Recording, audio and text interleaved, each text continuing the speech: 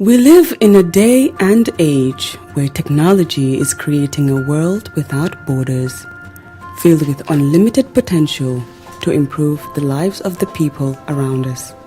Trrc Global Health ushers in a new way of leveling the playing field with increased access to quality healthcare services delivered at your doorstep. Our qualified professionals are equipped with state-of-the-art point-of-care testing technology to conduct tests such as kidney function, liver function, electrolyte tests, body composition, hemoglobin, A1C, and many more services with the highest efficiency in delivering results. The addition to our flagship Wellness on Wheels, more fondly known as WOW Delivery Service, brings the entire clinical experience full circle. IGH has remained committed to creating the future of healthcare delivery. Gone are the days of sending loved ones outside the country for basic medical services. Trrc Global Health offers a new peace of mind and takes pride in delivering the quality of care we all deserve.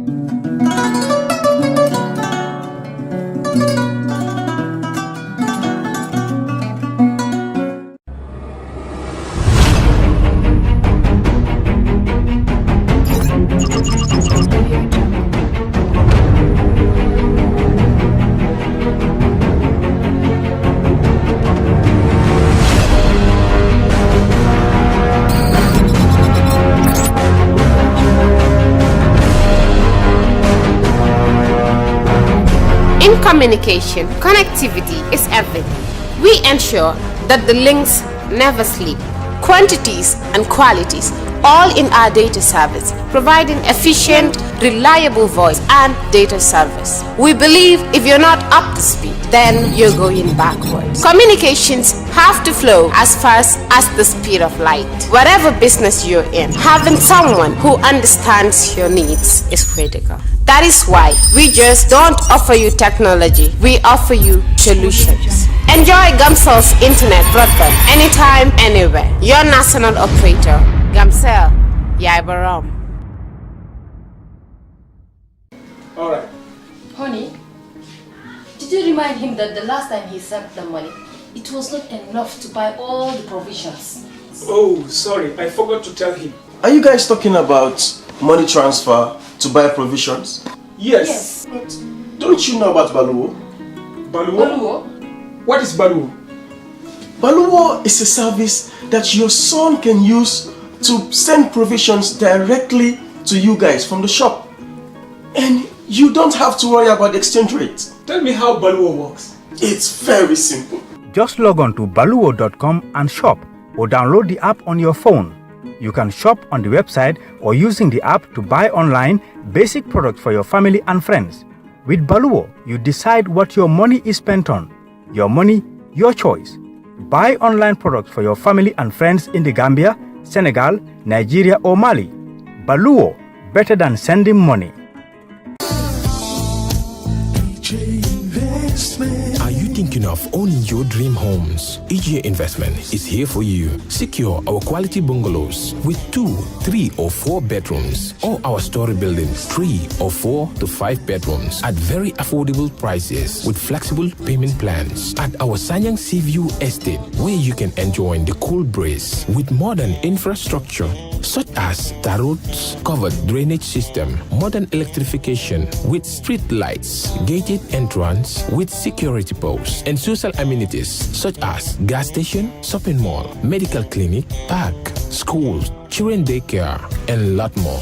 Our dedicated team of professionals will keep the estate clean at all times, provide security and patrol team within the estate premises, install latest technologies such as CCTV, Wi-Fi, home network installation, solar panel, and power backup system. Also, check out for our additional home facilities and interior design service such as premium tiling, wall plaster, home landscape, fingerprint home lock, and a lot more. Visit our office at Senegambia Kololi Highway and get a free site visit tour, or contact us on 4464838. WhatsApp us on 3259220. Or you can visit our Facebook page or Instagram on EJ Investments. EJ Investments, we are first in properties.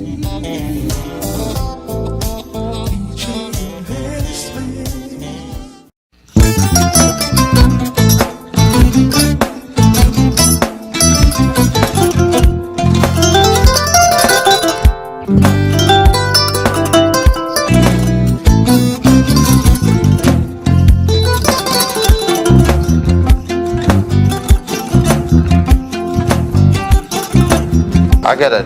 Mbijan raganya. Albaka. Mbaka important. Yo, nga transfer la sto. Ya transfer la sto. Ha, code nyingi. Okay.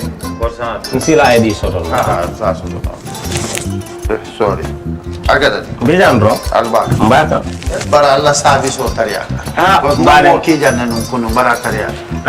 Janno yona forest de bureau. Gambia tonkon na no mbari ya bere.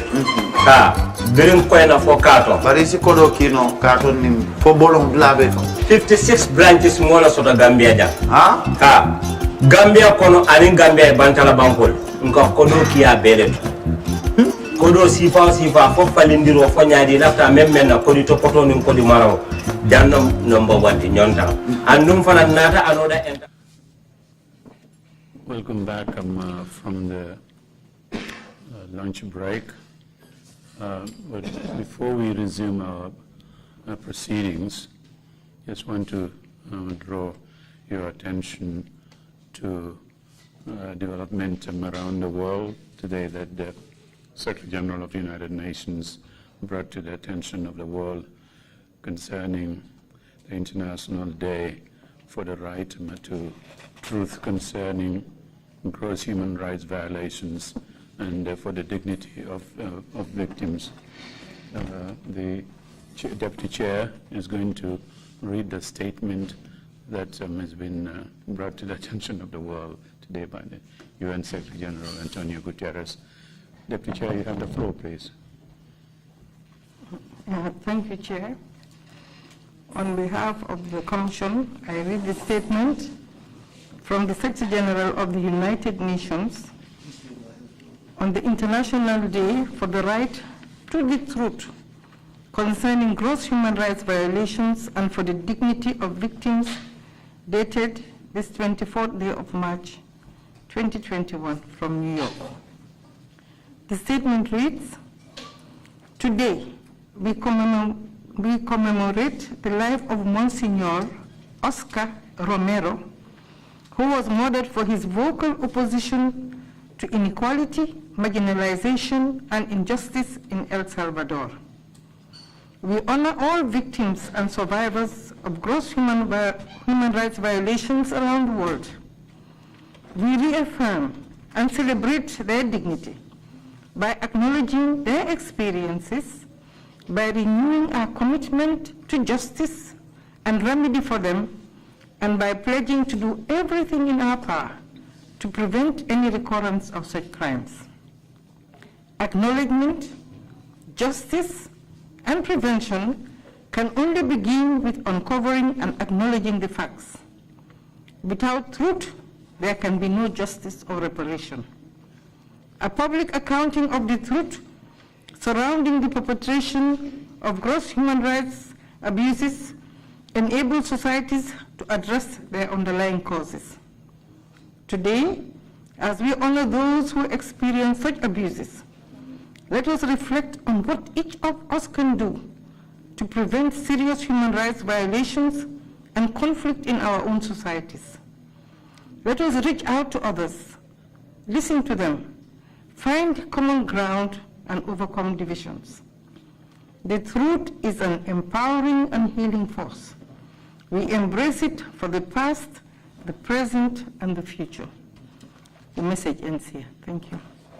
Thank you very much, Council, and we honor and recognize the dignity of victims of our own human rights violations here, that occurred in our own country for 22 years. Council, if we're ready with this afternoon's witness, you may please proceed. Thank you very much. May the witness be sworn in, please.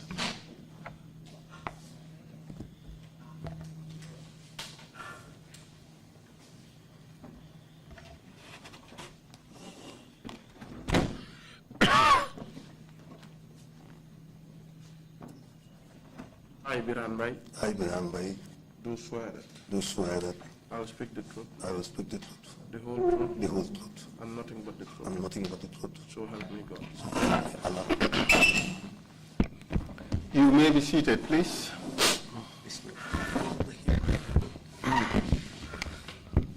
Mr. Witness, welcome to the TRC. Thank you, Mr. Fall. Mr. Witness, we allow for interpretation in one of the local languages. In which language would you wish your testimony to be interpreted into, assuming that you speak in English? Feel free to speak in whatever language you want to speak. Wolof, Mandinka, Jola, Sarahule. Feel free, Mafula, Serer. Feel free to speak in whatever language you want. Wolof. Wolof. Fantastic. So then we would have interpretation into the English language. The interpreter, the witness would speak in Wolof. So let's have interpretation from English into Wolof and vice versa. Mr. Witness, you have just taken an oath to speak the truth. It is an offense under the laws of this country and indeed under the laws of the TRRC to provide false or misleading information or to provide false statements under oath. dana nek nak xët loi ci réewi Gambia ak itamen li jëm ci wàlli sarta yi ñuy doxalee ci pencum TRRC pour waat ba pare nag di wax loo xam ne nii dëppoowut ak dëgg. Do you understand that? ndax dégg nga. dégg naa ko bu baax. I heard it very well. I know you understand the English language, but I'll encourage you to respond after the interpretation. xam naa nag ne dégg nga angale bu baax waaye nag sàkku naa nga xaar ba dégg ñu làppatoo la ci làkk yi. And also avoid speaking at the same time with either me or the interpreter, because that would really create difficulties for the record. te ñuy oytu itamit di ngay wax ci jamono bi nga xamee ne nii moom council bi mu ngee wax wala ñun ñi nga xam ne ñooy làppatoo bu ko defee nag suñ làkk yi du suñ wax ji duy warlante ndax dafa nekk loo xam ne nii dañ koy transcribe sottandeku ko. Thank you for agreeing to testify before the commission. ñu ngi laa gërëm nag ci ni nga nangoo pour ñëw teew ci kanam pencum TRRC. You are called upon today to testify about the issue of the West African migrants. ñu ngi la oo fii nag tey pour nga ñëw waxtaanee lu aju ci wàlli doxandeem yooyu nga xam ne ñu ngi jóge ko woon ci diwaani Afrique sowu jant. Who came to the Gambia in July 2005. ñëwoon nag fii ci réewi Gambia ci atum 2005 ci weeri July. Are you ready to do that? ndax pare nga pour wax. pare na. I'm ready. What are your full names? naka nga tudd. Birhan Mbay. Biram Mbay. Where were you born? Fan nga juddoo? maa ngi juddoo Sarakunda. I was born in Sarakunda. Where is that? Sabak Sanjal. Sabak Sanjal. Upper Badibu. Upper Badibu. All right. And where do you currently live? Jamono ji fan nga dëkk? maa ngi dëkk Sukuta. I'm living in Sukuta. And what's your date of birth? Ban bés nga juddu? 22nd February 58. 22nd February 1958.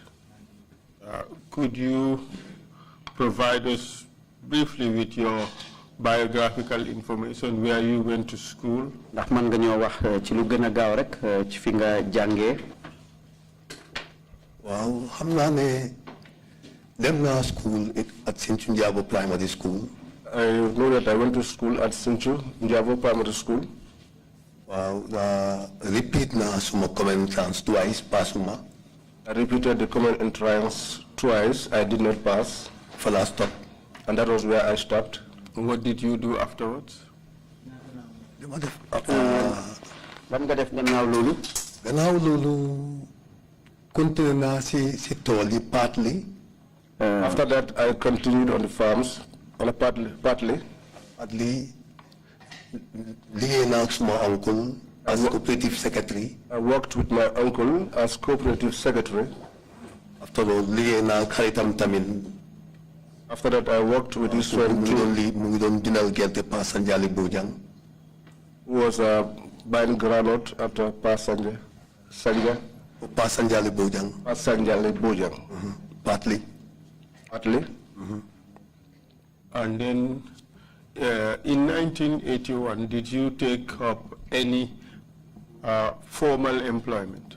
Ndax ci atum 1981 ndax dal di nga dugg ci benn liggéey? First of May 1981 I joined the field force. I joined the field force on the 1st of May 1981. And then you did recruits training, correct? Ci loolu nag def nga njàng mu njëkk ci wàlli buntu liggéey service. Wow. Yes. For how long? For 3 months. For 3 months. And after that? While amutoon passing out. There was no passing out ceremony. Why? Mu ngi coincide ak Kukoy Samba Sanyang school. It coincided with the Kukoy Samba Sanyang school. And then what did you do what did they do with you, those recruits who were already trained? Ñoo nag lan lañ def ak yéen gannaaw boo xam ne jàngal nañ leen service. Xam nga si jamono boobu activity yi bari woon nañ Fajara Barracks. You know, during those days, there were many activities in the Fajara Barracks. yaa ngi amoon detainees, mooy 81 detainees si camp bi. They were detainees, the 1981 detainees in the camp. ñu daan dem commission si training school bi. There were others going to the commission at the training school. Up to 82 lañ def gendarmerie training. And it went up to 1982 when there was a gendarmerie training. So in the meantime, you guys were in limbo. Ci diggante boobu daal yéen kenn xamu leen ci loo leen nekk. Non xamuñu ci lan lañ nekk waaye ñu ngi doon liggéey nag. Yes, we didn't know what we were doing, but we were working. Were you being paid at the time? Ndax ñu ngi leen daan fay jamono boobu. ñu ngi daan fay. Yes, we were paid.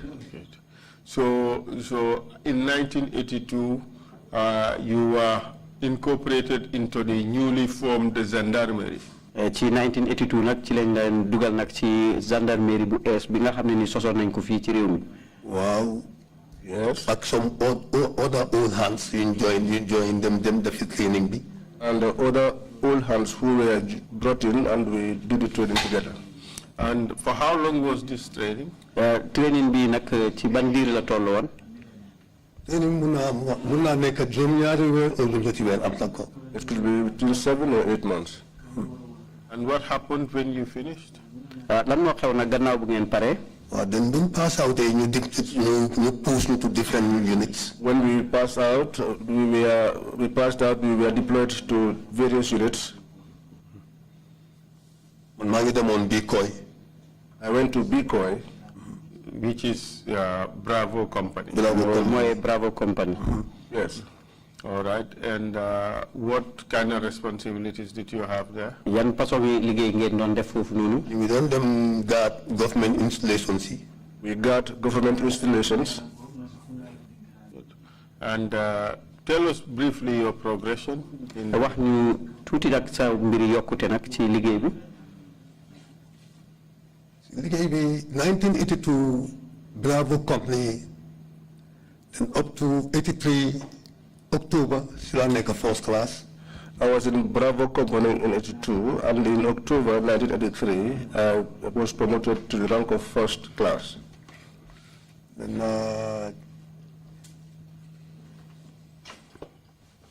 1985 corporal. 1985, I was a corporal. Then acting sergeant, the same 85. In the same year, 1985, I became an acting sergeant. While still within Bravo Company. But still within the Bravo Company. Wow. And in 1990, what happened? Ci atum 1990 lana xew. 1990, I was deployed to RSM's office as RSM clerk. In 1990, I was deployed to the RSM's office as the RSM clerk. Did you move to the army, or do you had RSMs in the gendarmerie as well? Ndax da nga jàll dem ci soldat gi ndax da nga am RSM ci gendarmerie gi foofu. No, yaa ngi am RSM gendarmerie bi at the time. I was an RSM at the gendarmerie at the time. But in 1990, you were moved to the PIU headquarters. Waaye ci atum 1990 ci leen la yóbbu ci PIU headquarters. Or is that a mistake? I think that's a mistake. Because there was no PIU in 1990. Jumte la ndax amutoon PIU ci atum 1990. That must have been 2000. 1999. 1999. Okay. In 1999, you were moved to PIU in Kanifing. Ci atum 1999 leen la yóbbu ci PIU ci Kanifing. Wow, si leen ma yóbbu jëlee ma airport yóbbu ma Kanifing PIU. Yes, that was when I was deployed from the airport to the PIU in Kanifing. As what? The officer commanding. As the officer commanding. And what was your rank? Jamono boobu lan moo nekkoon sa maqaama? ASP. ASP. And according to your statement, in 2006, you were moved from PIU to Kanifing Division as commissioner. Ci sa kaddu yi nga xam ne moom la ñu sottandeku ci kayit yi ci atum 2006 génne nañ la PIU yóbbu la commissioner Kanifing Division. And thereafter, you were moved to the prison service as Deputy Director General. Gannaaw loolu yóbbu nañ la ci service yi ñi garder mbiri kaso yi nga nekk fa ki topp ci borom kër gu mag gi. And your services were terminated gannaaw loolu nag ñu daldi la dàq. In 2006 after the presidential elections. Ci atum 2006 gannaaw wote presidential. And reinstated 2 years later. Gannaaw loolu ñaari at gannaaw loolu ñu daldi la delloo ci liggéey bi. That's true. Mr. Mbai, Mr. Mbai, did you do any courses? Ndax am na men njàng moo xam ne ni def nga ko. During your time at the PIU? Ci jamono bi nga xam ne ni yaa ngi ci PIU bi. Undergo training in Egypt, Police Academy. I took some training in Egypt, Police Academy. On passport. On passport. Undergo training at Mbao. I took training in Mbao. In Mbao. And then undergo some training in Medina. Yes, the taxi, spare parts. I also did training in Medina on spare parts. Resident Medin. Resident Wow. Airport security, I did some training with airport. I also did some airport security with the airport. But let me, I have asked these questions to other people, and I will ask you the same. In view of your education, do you think, honestly, that you are qualified for this position? Ndax ci sa xel mu dal ndax loolu dal di woon nga am màcc nga pour maqaama moomu.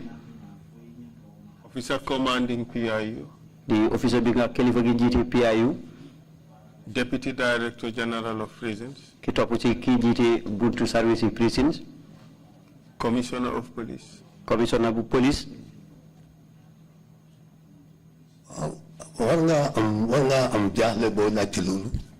You would be right to ask that question. It's true.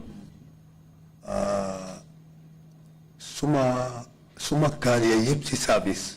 My entire career in the service. Limala muna gatal moy ne. To put it to you shortly is to say that primary 6 la M. I stopped my education at primary 6. Why amu ken kuma command on earth. But there is nobody who has commanded me on earth. Mo underrated man. Who has underrated me. What I have is a blessing from God. It is not. It wasn't acquired through political. The time comes. It was not acquired through politics, or I did not seek hard for it.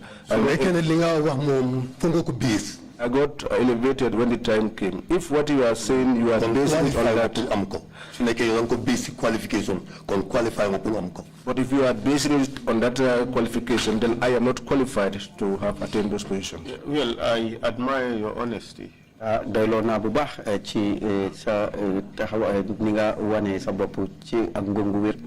About that, the fact that you are not qualified for that.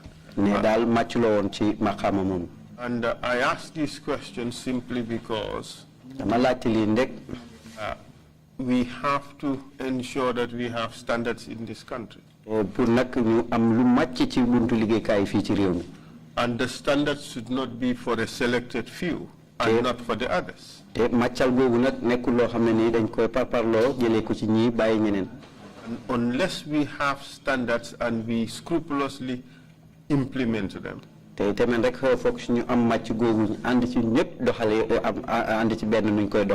would never have a universal standard of delivery of services. And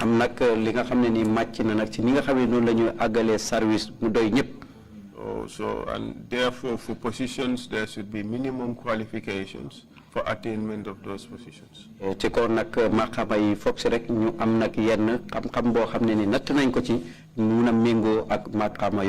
These standards should be applied across the board.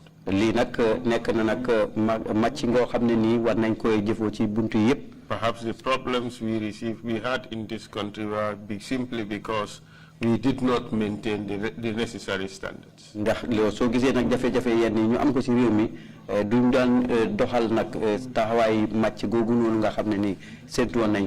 So in July 2005, you were officer commanding PIU. July 2005, you were on PIU.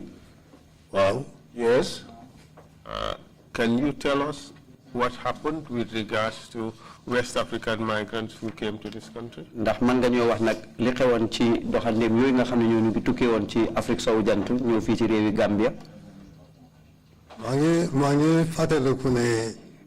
can recall that.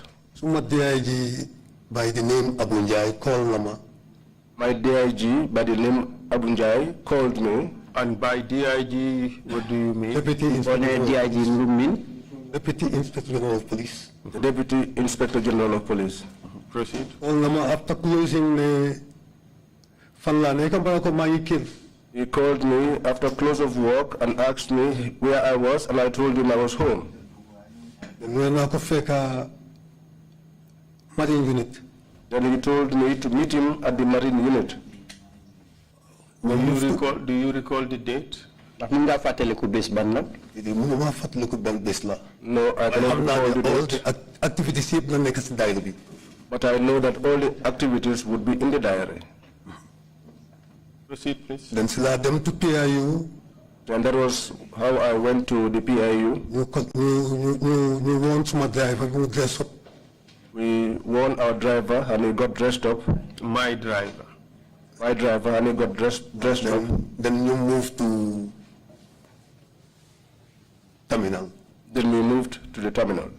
With few personnel from base guard with few personnel from the base guard. But exactly were you told by DIG Abunjai? Why fan la wax nak jasang ci di DIG Abunjai? Lan la la wax? Lan la la wax? Limno wa moy na ko fekk Banjul Marine Unit. What he told me was that I should meet him in Banjul at the Marine Unit. Did he tell you the purpose? Tax wax na la lan mo wara tax ngeen war fa tassé? Waxumako. He did not tell me. Why one number urgent na them immediately. Not this time. He told me how urgent it was and that I should go there immediately. And then you went there with some elements from your my base guard. Jamono bobu nga dem fofu ak yenn ñoo xamne ay ndaw lañ ñu nekk ci base guard. Yes, when we arrived, I parked at the gate. Where exactly did you go? The terminal or the Marine Unit? You have to wait for the interpretation before you respond. Yes. Marine Unit. The Marine Unit. And Silako called Neko, I am at the location. That was when I called him and told him that I was on location. And whenever he will be coming to me, then he said to me that he would be coming to me. He is there too. That he was there too. Then I waited for him. Why on arrival, Lumagis at the Marine Unit. But on arrival, what I saw at the Marine Unit is chaotic. Was chaotic. It was chaotic. First, tell us who you found there. Service chiefs. I can tell you that all the service chiefs were there. If not top service chiefs, their immediate deputies are there. Not the top service chiefs, their immediate deputies were there. I saw Fode Bari there. Baba Sao Gisnakofa. I saw Baba Sao there. My DIG Mufa. My DIG was there. NIA. The NIA. Personnel at military, they were there. Yeah, personnel and the military too were there. Who in the military could you recall? Ana Field Marshal Kausu Kamara. Field Marshal Kausu Kamara. Why do you call him Field Marshal? Field Marshal. Limoko Field Marshal moy in service command and control. I call him Field Marshal because in the service what we know is command and control. Why on that fateful day Kausu Nekuton under command. But on that fateful day, Kausu wasn't under command. Why did you say that? In the first place, they have dress code. In the first place, we have a dress code. And I was in uniform as a commissioner. I was in uniform as a commissioner. My DIG in Mufti. My DIG was in Mufti. A rat like Kausu Kamara was in that traditional dress. And a rat like Kausu Kamara shouldn't have dressed up in that traditional outfit. If he comes from under a command. How was he dressed? Nakala solo. Also, he was putting on a shirt with a lot of jujus and big baggy trousers. A big one. And a big one for that matter. All over jujus. We don't jab and them through up and down. He was moving up and down. What else was he doing? Well, Kausu, the whole show was Kausu. I can say that the whole show was Kausu. Apart from these officers, who else was there? No, gannaaw kilifa yooyu nga tudd. ñana fa nekkoon. Gannaaw kilifa yooyu nga tudd ñana fa nekkoon. Am na daal upon arriving at Kerr. I know that upon arriving at Kerr. Let's talk about the terminal first. The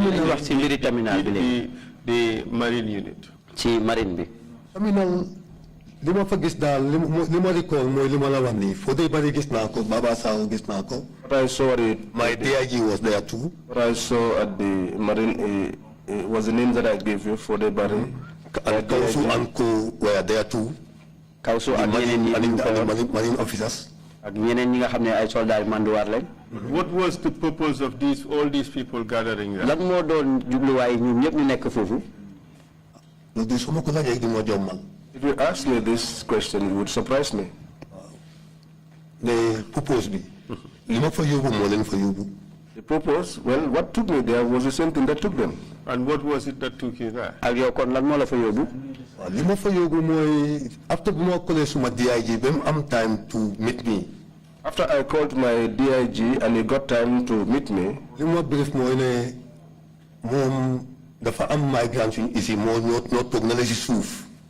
what he briefed me was that there were some migrants who were brought in, and those were the ones that were sitting there on the ground. They were stranded in Bara. Police and some security agencies locate them. Then they were arrested them to Bara police station. Bara police station. Why, mom? So discussion of mom. But my discussion with him, these guys are migrants. What the impression it gave me was that these guys were migrants. Well, he told you that they were stranded at Bara and they were arrested in Bara, but these guys are migrants. Did he explain how and why they were at the Marine unit in Banjul? Mom wax la rek ne ñi ñu ngi desoon Bara ñu gis leen jàpp leen dal di leen indi waaye ndax wax na leen lu tax ñu yóbbu leen ci Marine unit bi foofu Banjul. Ci Banjul. Banjul suñ discussion egut foofu. Well, our discussion in Banjul did not get to that extent. Why, binyo process guy at Keraba. But while they were being processed at Kerr, mom resident behind the station. This residence is behind the station. Then you don't watan mark mom. I was having a chat with him.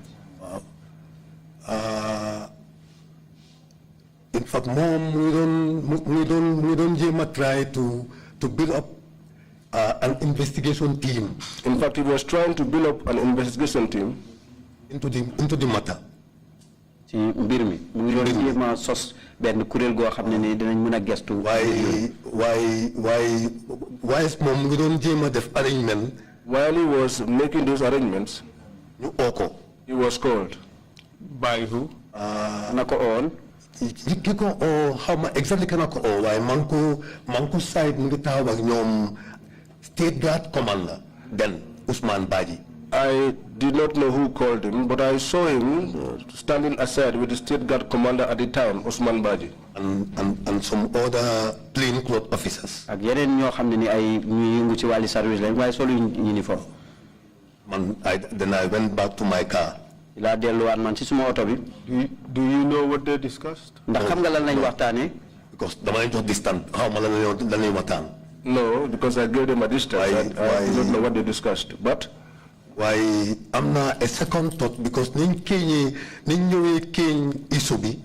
But I had a second thought because the way the issue was now turned, my divide them into groups, which is to divide them into groups. No, a second thought more than you or DIG.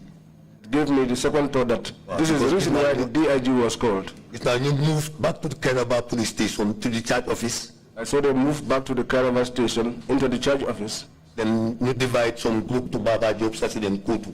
Then they divided them, and one group was taken to Baba Job's residence in Kutu. Thank you very much for that. But in the meantime, let's go back to the Marine unit. Jërëjëf si loolu waaye fi mu nekk nii nañ delluwaat ci Marine unit bi.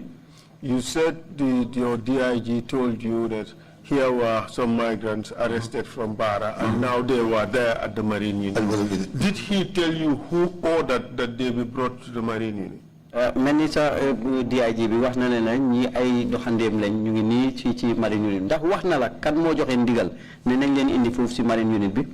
Suñu waxtaan àggut foofu. Our discussions did not get to that extent. But while at the Marine unit, did you see these migrants? Waaye ci Marine unit bi ndax gis nga doxandeem yooyu. Gis naa migrants yi waaw. I saw the migrants, yes. In what condition? Ci gan anam. Conditions yi ma leen gis dafa doy waar. The conditions were appalling.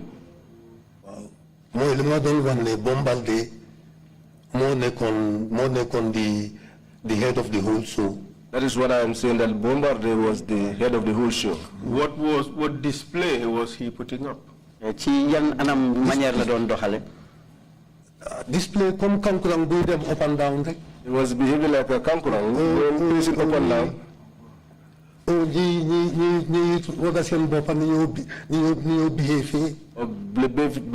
Behaving like the cultural dancers who use knives and cutlasses to cut themselves. Did you see him come into physical contact with any one of the arrestees? Ndax gis nga mu def ben jëflante ak ñooñu nga xamné ni japp nañ leen of the migrants doxandem yoyu dina de yu home yek shouting bi yeb degal ni mo yu ho yeb man ko dega all his shoutings I heard. What was he saying? Huh? For them to comply, sit down, and they can sit down, straight their legs, and all whatnot. Di len forcer nañ tok tek sen tankay ci suuf. Having a long rope over his neck. Mu nga amé bungu guddu nak laxas ko ci batam bi. I don't know what type of rope la. Xam nak ban xéti buum la won. Did you see him come into physical contact with any one of the detainees? Ndax gis nga mu jëfé kenn ci ñi jappon nonu. Du ñaaka because the bomb was doon behave rek du ñaaka. Inevitably, because of the manner in which he was behaving that day. Because there was no command there on the ground to control Bombardier. But weren't representatives of the army there, senior staffers? Ndax amuton ñu téwal soldat gi fofu kilifa yo xamni ñu ci soldat gi ñu fa they were there. Like who? ñu melni kan? Even senior officers of marine unit are senior to Bombardier. Even the senior officers of the marine unit were senior to Bombardier. Such as who? Melni ki kan? No buy hell dal correct. Minimum recalls from my senior why I know that they were there. And even the state guard personnel were there too. I cannot recall exactly, but I know that they were there, as well as the state guard personnel. We received information that Asensar was there. Usman Baji at I saw Usman Baji at Karaba. State guard commander then. He was the then state guard commander. While at Marine Unit Gisumoko, whether he was in the office, I don't know. But I did not see him at the Marine Unit. I do not know whether he was in the office or not. We received information that Captain Asensar was there at the time. Captain Asensar mu fa won. Asan hamnako why is one negative Gisumoko. I know Hassan, but even if you were there, I did not see him. But did you see Bombardier hit anybody? Ndax gis nga Bombardier mu dóor kenn? Gisumoko why sunne amna. I have not seen it, but if it is said that it happened, then it happened. Why are you so bold as to say that? Gisuma ken ku stop Bombardier of limdon behavior. I did not see anybody stop Bombardier behaving the way he was. Any military operations, the fora command and control. And in any military operation, there should be command and control. What exactly was he doing that was so untoward, which made you feel the way you're feeling now? Lan nga gis ban manière nga gis mu doon def ba mu nekk loo xam ne doy na waar comme yow nga yëg ni tey. Mr. Fall, what I can say is that this gathering of ours here, you are not running up and down. You are seated civilizedly and talking to me. Moreover, that's the same thing that should have happened on the other lead. The person with the say should have been the one leading all the other services. Instruction, everybody comply. Giving out instructions and having everyone to comply. It was in that format. Is your suggestion that Bombardier was unruly, he was not behaving properly? We mel ni daal Bombardier daal nekku doon di dox ci manière goo xam ne manière bu ànd ak yar la. So amee yar tam de kon kii awtoon kenn ku fa nekk. Even if he had any discipline, he behaved without regard for anyone who was present there. Is it because of his indiscipline and disregard for all senior officers who were there which led you to calling him Field Marshal? Ndax nim doon manière noonu ak ñàkk teggin gi nga xam ne ni wanewutoon ko fenn ci boolu ndax loolu moo tax nga ko doon ooyee Field nga koy ooyee Field Marshal. But that is why I gave him that title of Field Marshal. Under the command DIG. Because I was under the command of the DIG. All other police personnel are under the command of DIG. All other police personnel who were present were under the command of the DIG.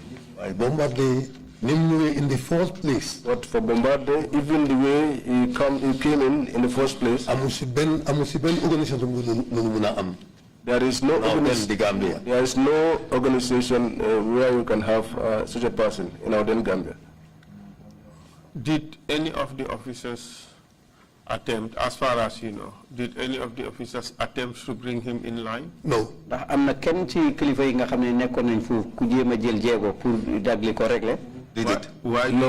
do you think that happened? But why do you think that he was not brought in line? I'm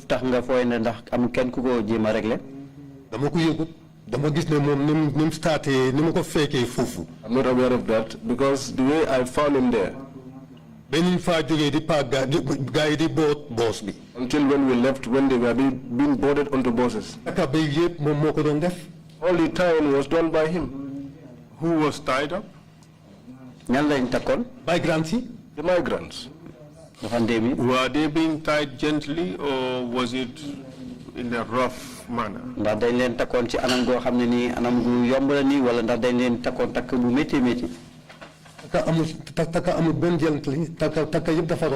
There is no gentle tying. All tyings are rough. So after tying them, what happened to them? They boarded the bus to Karaba.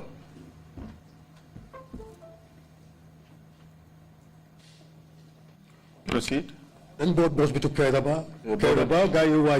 They boarded the bus to Karaba. At Karaba, how did you get to Karaba? All the vehicles were followed one another. The rear guard of buses. We were the rear guard of the buses. Then command cars and then the command cars followed us. Okay, and where did you go? Kerr Station. Kerr Station. What time did you arrive at Kerr Station? Kerr Station. If I should say so, I would be lying. Was it during the day, afternoon or night? No. All of it was in the night. So what happened at Kairaba when you arrived there? We got to Karaba, they disembarked. Then you led into the church office. And they were led into the church office. The church office, you profile the details. At the church office, they were profiled and their details were taken down. How were these details taken down? Relief commander and the relief commander on duty at the time. Relief commander on duty at the time. In front of the counter. Amongst the people in front of the counter. You turn and then get behind the counter. Once your details are taken, you turn and go behind the counter. The question was, how were these details taken? Were they written down? They were written down. Do you know whether it was on a sheet of paper or was it in a book? Ndax xam nga ndax dañ ko bindoon ci benn feuille paper kay rek wala ndax ci benn téere lañ ko bindoon. Li ma xam daal mooy plain paper uti nañ ko from the CID. What I know is that they sought out for a plain paper from the CID. Loolu la relief commander bi njëkka appeal na nañ ko may. That was what the relief commander first appealed for. And mu staple ko. And then he stapled it. Then the detailed recording started. And then that was when he started recording the details. Do you know who was the relief commander? Ndax xam nga kan moo nekkoon relief commander bi ku jiite woon aye boobu keroog. mënuma ko fàttaliku. I cannot recall. Waaye war naa nekk in the records. But it should be in the records. So records were kept. Léegi nag ñu daldi denc nag bind liñ bind noonu. Records were, I remember a copy was given to the DIG. am na copy boo xam ne nii joxoon nañ ko DIG bi. A copy of what? A copy of the migrants. They are details. mooy turi ak fi ñu dëkk ak ñu seen mbir daal moom lañ bindoon ci foo yooyu. Wow. I believe all other services were given a copy. yaakaar naa sax ne bunti service yëpp joxoon nañ leen copy. Interesting. Because we did you have a copy? ndax yow amoon nga copy? No, so DIG am a copy, man. Don't copy. No, once the DIG has a copy, I don't have a copy. So for how long were you at Kairaba? ci ban diir la toll bi ngeen nekkee Kairaba? Yàlla nañ fa. We are there for a long time. How many hours? No, I am not in my DIG at a corner. I cannot recall exactly what time it was, but I remember the DIG and myself were at a particular corner smoking. And then my honest opinion about the issue. And he was giving me his honest opinion about the issue. Then sila somebody come to our site to call the DIG na uyu. That was when someone came to where we were and called the DIG to go and answer. And what was his honest opinion that he shared with you? lan moo doon nag lii xalaatam bu jógee ci xolam boo xam ne nii daal di na la ko wax. li ma doon expérience daal maak moom honestly moom lim gëm mooy ne gars yi they are migrants. What he was telling me, the discussion we had with him, was that his honest belief was that these were migrants. Were these people being called any other name or any other label apart from migrants? ndax ñi am na benn tur boo xam ne nii wala am na leneen loo xam ne nii noonu lañ leen daan ooyee gannaaw migrants ay doxandeem yi. bés boobu dégguma kenn ku wax beneen tur. waaye moom laa mun a waxal moom laa waxtaanal moom lim ma wax loolu between man maak moom la. On that day, I did not hear them being referred to by any other name. But what he told me was that they were migrants, and this was a discussion between him and I. Except Hanalena de Moy Bombarde and Co. Nindon behavior. Except the behavior of Bombarde and the others. Perhaps they had something in their minds which was different from that which the DIG and I discussed. And you said names were taken. And the service chiefs were given a copy. What happened after that? Shortly before the Palesa, selling divide, sila division binyone, let others be taken to Baba Job such then. Before that process concluded, it was complete. That was the time the decision was made that they be divided and one group be taken to Baba Job's compound. And lima tawa DIG, I'm not kumo try on phone why munuko am. Only while that I was standing with the DIG, there was someone he was trying to get on the line, but he was unsuccessful. I know the complaint at one given time nama pa Amadi Jallo munuko try why munuko am. I know that he complained to me at one time that Pa Amadou Jallo was trying him, but he could not reach him. That he was trying him, but he could not reach him. I know all that was geared towards forming a panel for investigation. Where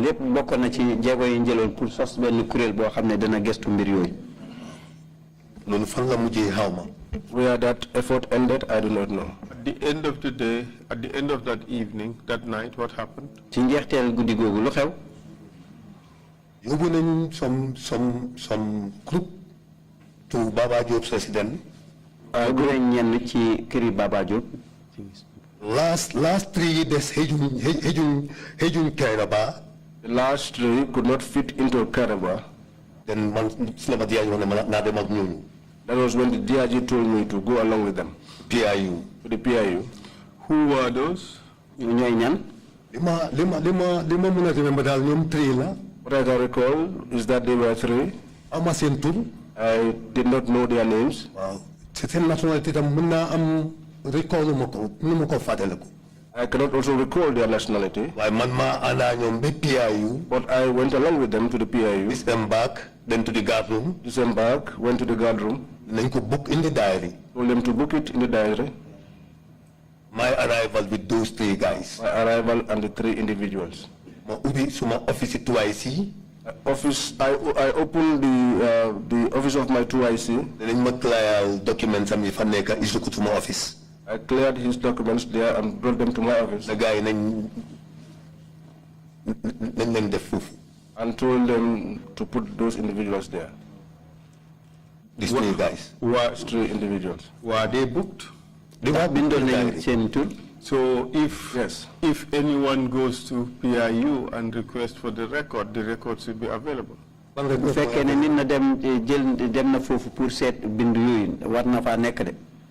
records were available. What records available are you talking about? The register where the names were recorded. They were tampered. All those records were tampered with. Okay, we would come to that later. Then you come to that. Okay. So you kept them in your office. For how long? They were there for a long time. For how long? But I cannot tell you for how long. On one fateful day. But I know that on one fateful day, Kausu Kamara came to PIU. Kausu Kamara knew on the PIU. To the guard room. Could you stop there? We will come to that later, on that fateful day. In the meantime, tell us what happened the next 2 days after you've taken this group to your office. Wax ñu gannaaw ñaari fan gannaaw loolu bi nga yóbboo ñi seen office wax ñu lan a xew. What happened as in what? Did you hear about anything that has happened to any people? Ndax dégg nga dara loo xam ne xew na ci yenn nit. Well, after the 2 days, after 1 day, so yes. I'm a call from Bulfoot, Ghana Town Post. Yes, I don't know whether it was after 2 days or 1 day, but I can recall that I got a call from the Bulfoot station. In Ghana Town. Ghana Town. They discovered some bodies within the forest. We discovered some bodies within the forest. Xaral ñu lapato bobu amna solo torop ne amon nga call bu joge ko ci Ghana Town ndaw yi piaw yi nek fofu ne amna yenn niw yin for ci forêt bi fofu ci Ghana Town ci Bulfoot. Proceed please. Continue. Then I called the DIG, relayed the message to him. Then I called the DIG. Say bi yo kañ fi ne yagge lakatu bi set wecc. Local all of it. Maxla calls DIG. That was when I called the DIG and I relayed this information to him. And then? Then after Lulu, after that,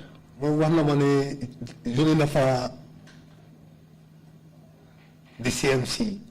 He told me that he has dispatched the CMC to the scene. Who was he at the time? CMC because time we Pa Amadou Diallo mo nekon CMC. That time Pa Amadou Diallo was the CMC. And then what happened after that? And now lu xew? Recovering bodies. The bodies were recovered. Did you go to the scene? Ndax yow demone nga fofu? Suma mëne remember man dem na to the scene. If I can remember, I went to the scene. Dem na to the scene. I went to the scene, if I can remember. Did you see the bodies? Ndax gis nga niw yi? Gis na niw yi. I saw the corpses. And how many bodies did you see? Ñaata niw nga gis? Gis na 8 bodies. I saw 8 bodies. What exactly did you see on them? Lan nga gis ci ñoom? Li ma gis ci ñoom mooy ne ñu ngi def yaramu neen.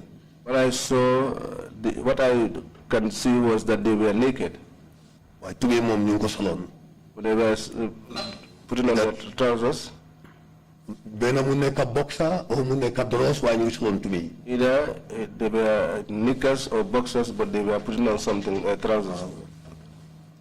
Did you see any injuries on them? Ndax gis nga ay gaañu ci ñoom? Déedéet. No.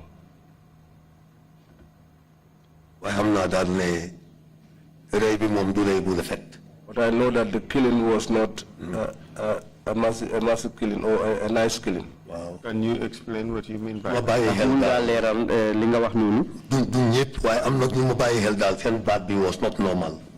It was not all of them, but there were some that I observed that and their necks were not normal. What do you mean by that?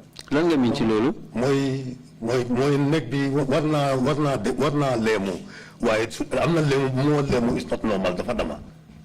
The neck should bend, but there is a kind of bending which you see and you know that the neck is broken. I wasn't a doctor, but that was what I could think of when I saw them. Did you see any blood? Ndax gis nga deret?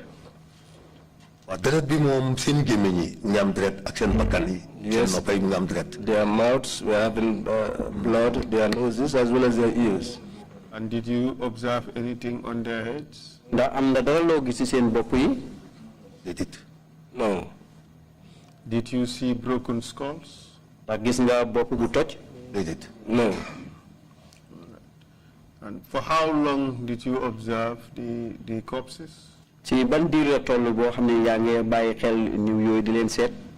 During time bi ñu la eb si pick-up yi dañ di génne di eb si pick-up yi. When they have been brought out and been boarded on the pickups.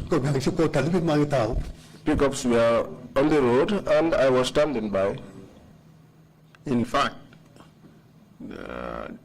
those who carried the bodies were in fact under your command. Moom sax de ñi nga xam ne nii ñoo doon jël niw yooyu di leen dugal ci oto yooyu ñun sax ñu ngi nekkoon ci sa ron. Wow, suma ron lañ nekk mooy PIO bi. Yes, they were under me. The PIO. ñeneen ñu doon dimbale. But there were others who were assisting them. While you stood there watching these bodies being moved to the pickup, what came to your mind? Bi nga taxawee di gis ñu ngi naay enu di leen niw yi di leen dugal ci pickup bi lan moo ñëw ci sa xel?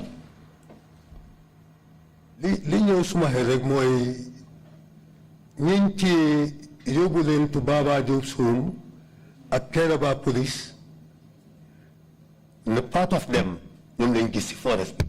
What came to my mind at that time was that those that were arrested, taken to the Caravan station and others to Baba Job's compound, they would be part of those groups. Them deploy a guard to Baba Job's residence. And if you allow me, let me say something. While I was going, I was asked to deploy a guard to Baba Job's compound. What deploy the guard? After I deployed the guard, a choir book. I took a choir book. For activity, those coming in and out. And they jotted down they jotted down the activities of those that were coming in and out of the garden. The sergeant at the time on duty was Musa Touré. Ki nga xam ne nii moo nekkoon sergeant bi ci ay boobu noonu ci duty boobu keroog moo nekkoon Musa Touré. Nickname Sergeant Fry. ñu xamee ko sergeant naka? Sergeant Fry. Fry. F-R-Y. Okay, as in fried fish. Okay. All right, thank you. My visiting round, ci suma nemmeeku yooyu nag. wax na ma ne the black. He told me that the black, they came there to pick some personnels. Mais ñoom ñëw nañ ñi doon sol mbubb yu ñuul yooyu. ñëw nañ foofu jël yenn ci doxandeem yooyu. That night? Not that night. But after from Binjoge put foot. It was after we left, came from the second thought.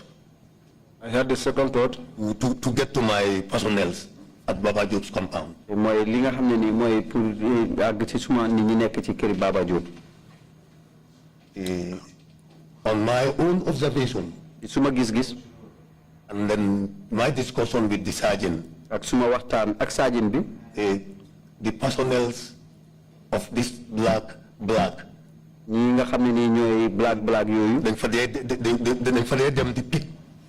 They usually go there and migrants. Pick the migrants. Did he write the names of those who went there? ndax bind na tur yi ñi nga xam ne ni ñoo fa demoon pour jël doxandeem yooyu. It was all recorded in that choir book. loolu yëpp bindoon nañ ko nag ci choir book boobu. Do you know what?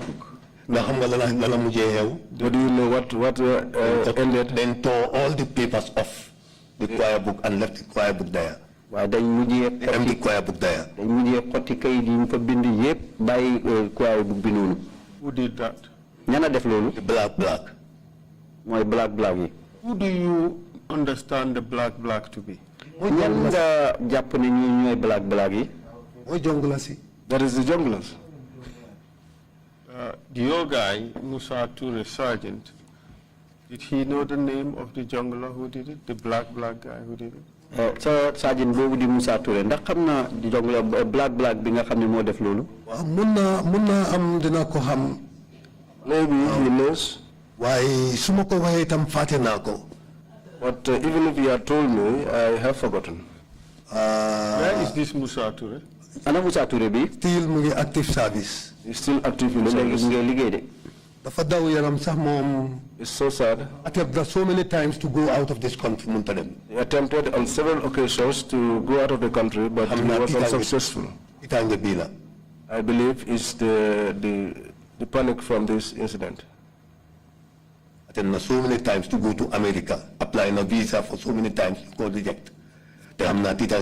He tried several times to go to America, applied for visas, but it was rejected. And I know it's because of the horrors he experienced out of this incident. So to take you a step backwards, while you were standing at Broadfoot by the Bad Reserve, you knew pretty well that these people were part of the migrants who were at Kairaba. Jamono bi nga xamé ni yéna ngi ci Bad Reserve bi fofu fi nga ci di seet ni bi leena dugal ak yoonu ci jamono joju leeroon na la peng ne nii bokk nañ ci doxandeem yi nga xam ne nii ñoom lañ jàpp. nekkoon Trrc marine unit te parola wa fenal dina xam ne these people were part of them. Anyone who was in the marine unit and is not prepared to tell you lies would know that these people were part of the migrants. The reason why I'm telling you this is because the Gambian and the Senegalese are somehow similar in appearance. Those of us with the other people from the coast are different in terms of size and our build-up. That is very true. We are slim and lean. They are heftier and shorter. I saw them when they were lightened from the bus. I was standing at the church office. I did not know their names. A night before this body at 1-on-1. But after I saw the bodies and in comparison with the people I saw the night before, if I put 1-on-1, I can be able to come to a conclusion. And it was clear to you that they were part of that group. There is no dispute about that. What do you say to the position or statement provided by the Gambia government after some investigation that the group of 8 bodies, or the 8 bodies that were recovered, had no relationship with the group of migrants who came to Bara? Loy wax ci ben bataxel bo xamne ni wala taxaway bo xamne ni tuké na ci nguur gi ne gannaaw gestu bo xamne def nañ ko juroom ñetti niw yiñ gis ci Brufut amuñ dara lo xamne deflante nañ ko ak doxandem yoy nga xamne ni ñom lañ japp fi ñi ñew ci réew mi yépp fen la all is a lie. That's a big strong accusation. Lol nak tuma bu am doole la de wala bu am fen man suma bop duma ko def. Do you want me to lie myself? I want you to be as honest can be. I'm not honest. Lolu fen la. There is no honesty in that. It is a lie. So sété mbiri ni mo démé. Because if you looked at the way things were going, dafa doy war. It's incredible. Tell us about it. Wax ñu ko. Records in the diary. The records. We will tamper with those records. Why would they tamper with the records that were in the diary? What reason? All activities in a police station. Even the arrival of the SO, closing from office to resident. Then go they book the diary. Mbolem lo xamne ni ab jëflante la ci buntu police dañ ko dé bind ñëw ak del mak bu SO bi dañ koy bind. Even a magistrate visiting the station, they go binda. Même ça donc sax su fekkee ne am na benn attekat magistrate boo xam ne dem ci police station dañ koy bind lawyer. So where another question? So where are those records? When you went back to Baba Job's house and you asked Sergeant Toure, did he show you the choir book with the missing pages? I have checked this choir book. Binga deme ci këri Baba Jobaat nga laaj kii Moussa Touré ndax war na la choir book bi xotti fu yi ci xotti. Your answer? This nekk mooy nga baalal ma ma delloo gannaaw tuuti. Allow me to move some few steps backwards. Brufut Ghana Town, you have a deployment. Who are deployed at the Brufut Ghana Town? You answer that. It's the PIU. Well, not attack Jeff Dunyao, you got def ko dem take ko si body PIU. But why would you do this horrific act and then place those people close to the PIU? Not claim no PIU. And you stay in the PIU. Do you think that was not the first incident? What would the first incident be? That was not the first incident. What was the first incident? But more in 10-11. What is the army doing in the police operations? Lan la soldat yi def ci liggéey boo xam ne liggéey police la. Putting the same uniform with the police. Sol nag di benn uniform bi nga xam ne moom la police di sol. Sorry, the cause. Sorry, that's the very cause of PIU getting into black outfit, blue outfit. loolu moo tax PIU génn ci colin gi nga xam ne moom lañ leen ràññeewoon du you are out of the Gambia. Why many of on this table, high table, knew that PIU were putting on a green uniform. Maybe you were out of the Gambia, but many people here would have known that the PIU were putting on green uniforms. And why did they change? Because of April 10-11. Li tax ñu wécceeku mu la ko laaj mu ne ko xew-xew bi xawoon April 10-11. They were using the same uniform as the PIU. ñu ngi doon jëfoo benn uniforme bi PIU doon sol. Who was doing that? ñan ñoo doon def loolu? The army. Soldat gi. But how would they get such uniforms? The green outfit, they put it on. ñu daan jotee façon uniforme boobu mu tontu na ko ne. The PIU is putting the same uniform on. tontu na ko nag ne bu werta boobu PIU bi moom loolu la daan sol. This is why my time Ibn Jai as the IG. That was Ibn Jai's time when he was IG. This discussion came up for us to change to blue outfit. looloo taxoon na ñu am xalaat boobu ne ñu tourné nag génne ci blue boobu noonu tenue bu blue boobu. Are you suggesting that the army deliberately wore uniforms so that they would be mistaken for the PIU? maanaam daga bu wax ne soldat dañ daan tey rek sol loo xam ne uniforme boo xam ne nii nit ñi dañ leen ko mun di jaawale ak PIU bi.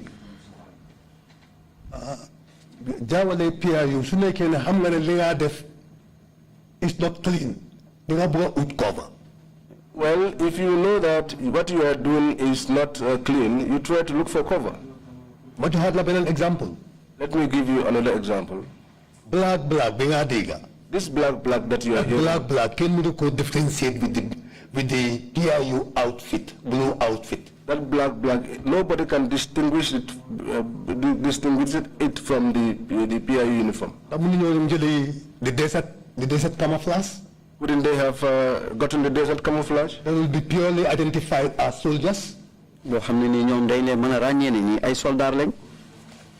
we've received evidence that when one of the migrants was arrested and taken to the PIU in Ghana town, the moment he saw PIU officers in their uniform, he started screaming, here they are, they're going to kill us, they're going to kill us. Because he's mistaken the PIU guys for the people who came to kill them. The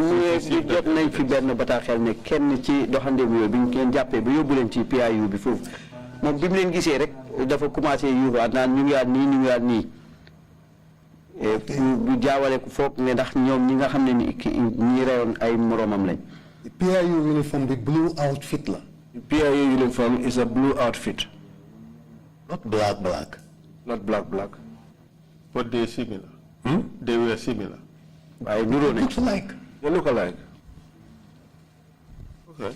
So, so you believe that those bodies were, or the people were killed near the PIU, so that the PIU would take the fall for it? Danga gom rek ne ñooñu dañ leen rey indi leen ci boori PIU bi bu ko defee rek PIU gàddu nag lépp loo xam ne mooy tuuma yi. Did you know that some Ghanaians were arrested and blamed for those killings? ndax yëg nga ne am na Ghanaian yoo xam ne ni sax jàppoon nañ leen ba pare teg leen tuuma lu dem ci mbiri rey boobu. loolu yëpp caaxaan la. All that is a joke. Tooñ la. It's a provocation. What do you know happened? Lan nga xam ne xew na ci.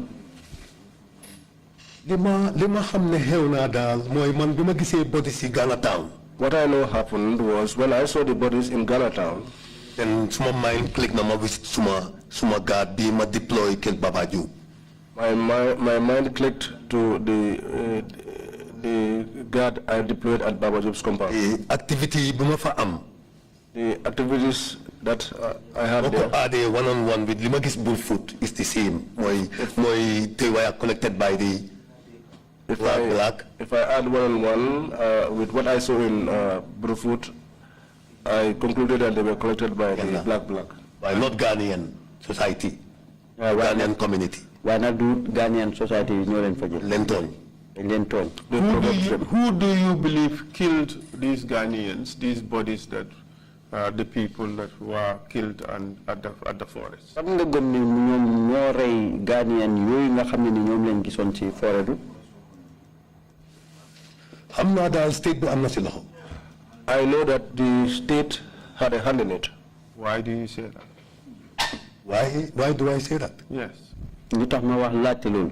Don't worry, I'll ask you seemingly questions for which the answers are seemingly obvious. Sorry, your house has a house head. Whatever happens, you visit. The transparent. The flower set. Carpet. It should not be under the carpet. I know you were speaking in innuendo. Let's call a spade a spade. That's exactly what it is. Ban loxo lañ ci am loxo bi doga ndax loxo bi sut ndax rabab loxo bi dama baat wax ñu ban loxo lañ ci am. What kind of hand did they have in it? Up till this day. No responsible. I have not heard the state say that we have arrested so and so person or so and so person. Arrested. Except the cover-ups that we are out there. The state did say, or the investigations revealed, that those who carried out the killing were rogue elements of the security forces. Gestu wi am sax de wax nañ ne am na ñi nga xam ne ñoo ko def nag mooy nit ñi nga xam ne ni dañ jéggi dayoo ci seen liggéey ci buntu liggéeykaay service bi. That is a lie. Why do you say that is a lie? Lu tax nga wax ne loolu fen la. Léegi pour ma gàttal la ko rek jong la si came here and they said no def execution bi. To put it briefly to you, the Jongas came here and they admitted committing the executions. Bala ñoom ñuy ñëw fii sax ñëpp ñu bari xamoon nañ loolu. And even before they came here, many people knew about that. Did you know about that before? Bala ñu ñëw fii. Léegi man suma boss ni ma ko xamee mooy Kawsu Kamara came to me. Well, as for me, how I got to know about it was that Kawsu Kamara came to me. In fact, he came with a sergeant. The sergeant I could not recall. He parked outside the camp. He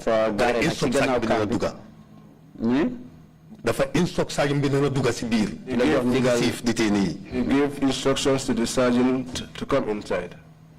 The sergeant when the sergeant came in, escorted to my office by the guard commander. He was my base guard commander. He was escorted to the office by my base guard commander. Then Malako, then I asked him what was the purpose of his mission. They are there to collect the detainees. He They said they were there to collect the detainees, those that were under What custody. time of the day was this? It was after working hours. Then Chila respond, who gave you the instructions? Chila ko laaj ne ko kan mo la jox ndigal bobu? Kausu Kamara, call Kausu Kamara for me. He said Kausu Kamara. Then I told him to call Kausu Kamara for me. When he went out, called Kausu Kamara, Kausu came. Chila dem ci biti o Kausu Kamara ñew.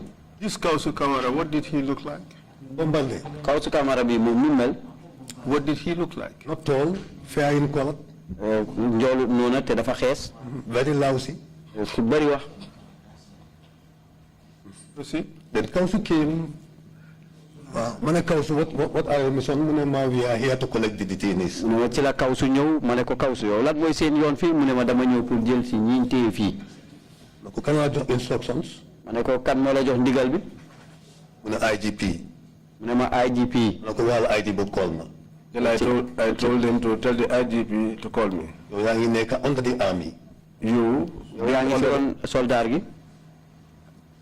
You cannot just come to my place, the Mahanover detainees, without instructions from the IGP. Tell him to call me. Man lo ñew suma place fi rek nga ne ma jox la ño xamni dama leen fi denc ne ma yobbu leen te aw ma ben digal kolal IGP. Mu bëgg explain ma ko no get out of my office. He wanted to explain, but I told him to get out of my office. La bëggoon a leeral nag man da ko génnal suma office. Then few minutes later I had a call from the IGP, Ousmane Sonko. Ay waxtu ay minute yu néew rek ma jot benn call bu jógee ko ci Ousmane Sonko di IGP bi.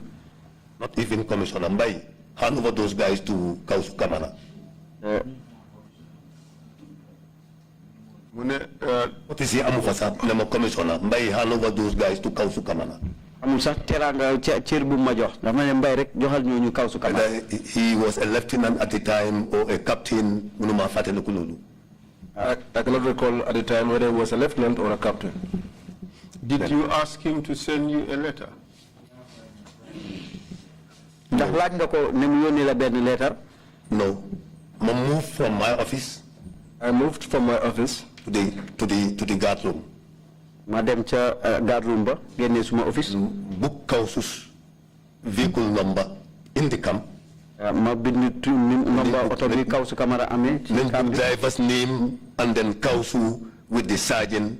And to driver bi ñu tuddu ak Kausu ak sergeant bi. And the detainees. Ak di ñu japp fofu. About to be handed over to them. Ñoo xamné dañ leen wara jébal Kausu. Then they left. I went back to my office. Ma delluwaat suma office. But before all that happened, you remember after the first day, the 8 bodies were discovered. Do you know where the other bodies were discovered?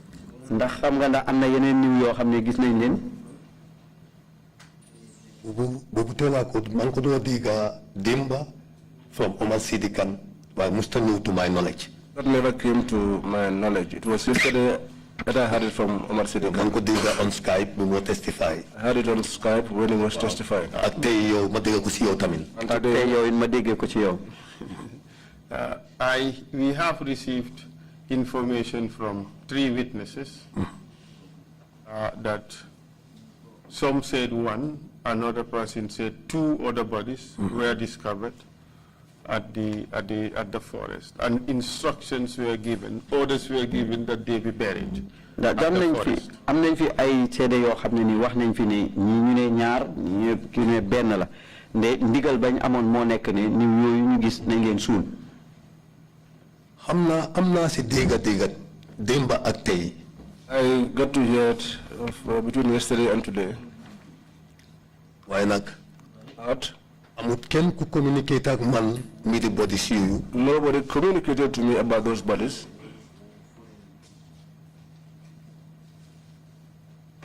Go ahead. Can communicate with man about those 2 bodies or 1 body? Nobody communicated to me about 2 bodies or 1 body. Can instructions put you soul ben body bun discover fufu. And I did not give any instructions to anyone to bury the body that they discovered. the correct way to go about it. That is not the correct way to go about it.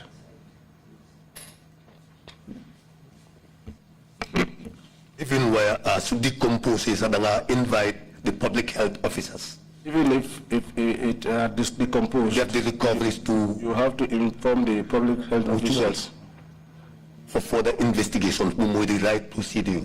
Okay, mais ñu leeral foofu noonu ci wolof loolu mu ngi mel ni rek comme bu fekkee ne loola am na donte sax bu fekkee ne niw yooyu dañ yàqu maanaam dañ ne woon foog nga oo koo xam ne ni mu ngi liggéey ci buntu wàlli wér-gu-yaram te itamit nekk na mbir moo xam ne ni dañ ko war a gestu.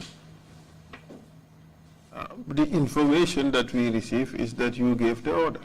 bataaxel bi ñu jot nag fii bu nekk ne yow yaa joxe woon ndigal bi. loolu fen la. That's a lie. But wouldn't it be normal that the inspector on the ground, Inspector Drame, who was there, to inform you as the commissioner? ndax duutoon loo xam ne ni dana jaadu pour inspecteur bi nga xam ne ni moo nekkoon foofu di inspecteur Drame pour mu yëgal la ko. su neglected duty am. If he has not neglected his duties. By the right was the man notify. By right, he should notify me. And you saying he did not? No. waaye yaa ngi wax ne defut ko. Is it just possible that you forgot? Possible, ndax du rek na da nga fàtte. dafa gàtt trop. It's a short while. Or you deliberately wala da nga ko give tey. the impression that it did not happen? da nga tey rek pour wax ne loolu amut. God forbid. Look, we have seen a lot of witnesses sit there and give us all this air of religiosity. And all they do is... Yes, I'm a streetwise man. I'm not imam or Islamic scholar. Imam. Not an imam. But I'm telling you what happened. Are you suggesting that the ndongos are more truthful than the imams? Religious person la ndongo yi ñoom ñoo dee gën a wax dëgg ni imam yi. No.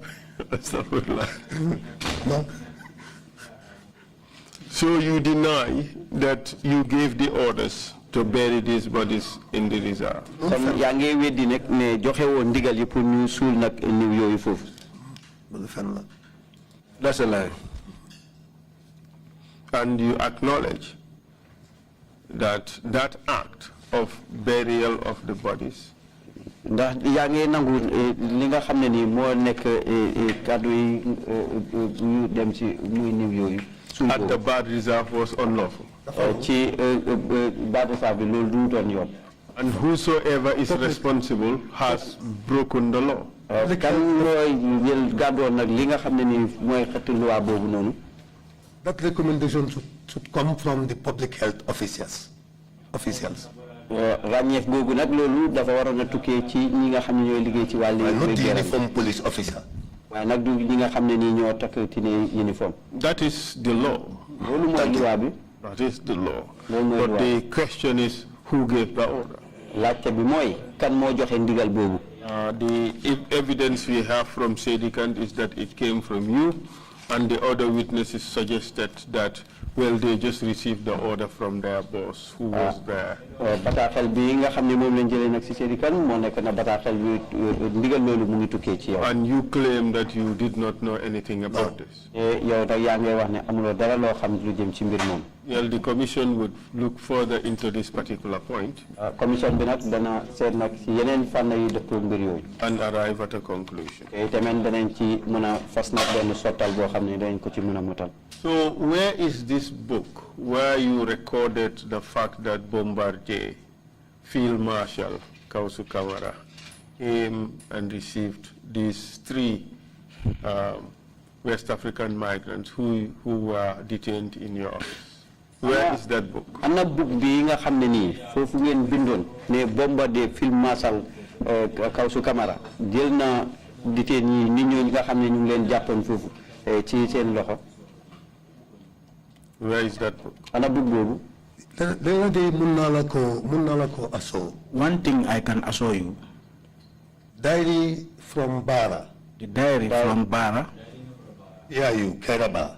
PIU Kairaba.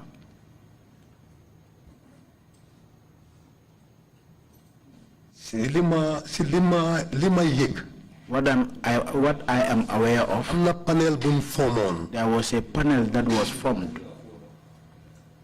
Jim Drame alias Ibrahim Drame. Jim Drame alias Ibrahim Drame alias Jim Drame. Ibrahim Drame alias Jim Drame. And Yankuba Sonko, the present Minister of Interior. And Yankuba Sonko, the present Ministry of Interior. Minister of Interior. They were part of the panel. You work on those diaries. Who works on those diaries? Los, Ben a state guard in officer. And one state guard in officer. Did you watch TRC proceedings this morning? Yes, I was here. But did you watch? No. And there are no televisions in the offices? No, investigators. By then I was with the investigators. So you could not have heard the hearing, the testimony this morning? No. So where did you get this information from? I want you to forgive me, Esa. I was part of those who were involved in the activities. My guardroom diary The guardroom diary is there. And also the choir book or the way book that I took to Baba Job's president was there. Walk out, extract all traces. And this particular panel that I have mentioned, they were the people who work on all these cases. If they don't tell you this, they won't tell you the truth. There is nowhere you could find a trace. So the books that you kept, who gave it to them? Book yi nga denchon kan mo len ko jox? Seated in my office, like my diary. If they come to my office, sit there and ask me the diaries. July 2005. From July 2005. Submit ko. And I give it to them. The panel was there and their personnel headquarters knew. And the panel was there and there are people who came from the headquarters came. Then which means I have an idea of it. Diary bima surrender. The diary at the time of surrender in it. The diary that I have gave to them and when it was returned to me back, it was quite different from when I was giving it to them and when it was returned to me. Did you observe?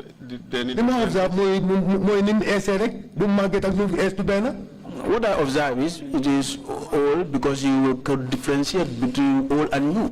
Okay, activity particular diary activities the particular diary of mine, the activities that were in it were not there anymore. So obviously then go extract? Then which means it has been extracted. Obviously. Can you tell us who exactly you gave the diaries to? Yankuba Sonko was there. Were you summoned to go and give the diary? No, not summoned. They were in my office. They knew in my office. And who came to your office? The panel team, both of them come. From there we were summoned again to Kerr office. Including Falli Jabang. Do what? Huh? What were you called to do there? At Kairaba? Yeah. Threatening us. My personnel threatening them. What were they saying to them? They don't want to hear the lies that were being said outside, so they should keep quiet. There was one of my personnel who was my PIC, 2IC, Alassane Diallo. Late now. What happened to him? From Senegal. He is late now. There was a particular woman who used to visit him from Senegal. And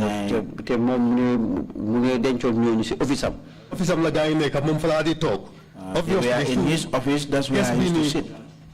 Mama Njai. ama Mama Njai la xama kan la de gesam la dal dafa day do is gesam. I don't know whether it's Mama Njai. na koku amna guy interaction. I think that person has an interaction. Koku mo si gëno sonna Alassane mo si gëno sonna was the one who really suffered. Alassane. Mama Njai is the lady who leaked the information about the existence, the presence of the Ghanaians at the PIU. She leaked it to the Ghana embassy. Mama Njai. Remember yesterday I read out a paragraph from the report. Mama Njai mo yotal nak batatal bobu ci Ghana embassy bi nek ci Sénégal lu jëm ci téway doxandem yoy ci PIU bi. I want you to forgive me, but they are human beings. I know you have never visited the PIU. PIU, they have what is called guard room. The first block. That is the first block. The next office more clerk's office. The next office more twice's office. Benen office ni lañ tégo palanté oncle bi da may ñu tuti di la office to palanté bo fa duggé first office moy guard room bi benen bi mo nek benen block office bi oncle Clerk office be pare 2IC clerk bi gannaaw lolu nga am 2IC office bi sama wañ mo fa nekka there was a kitchen. You cannot keep somebody there. Comfort la len dugal moy twice office. The place that is very comfortable. At least that could be a place for them where they can lie down, sit down, and it has a very next to the guard room. Escort them. Also, it is next to the guard room, so that if they want to ease themselves, it's a matter of just calling. But these threats that you and your people received at Kairaba, who issued those threats? Wa coupé yi nga xamné ñu ko doon jot di len di tikku ci Kairaba ci ñan kan na doon def coupé tikku yoy non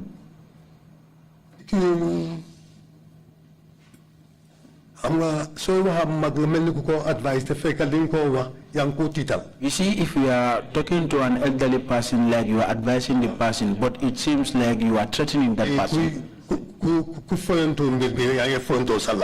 If you joke with the issue, you are joking with your life. It means that you are threatening me.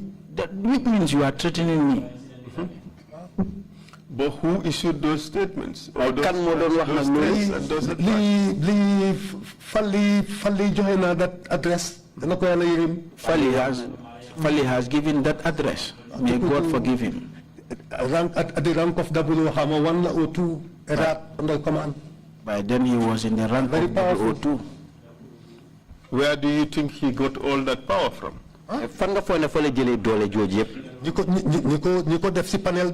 Those who put him in that panel. And who is those? And that is the hierarchy. His postings at the State House. And also Fali is because he is posted at the State Guard. So what are you telling us? What are you telling us? Let's call a spade a spade. What should I have made it clear. I have nothing to hide.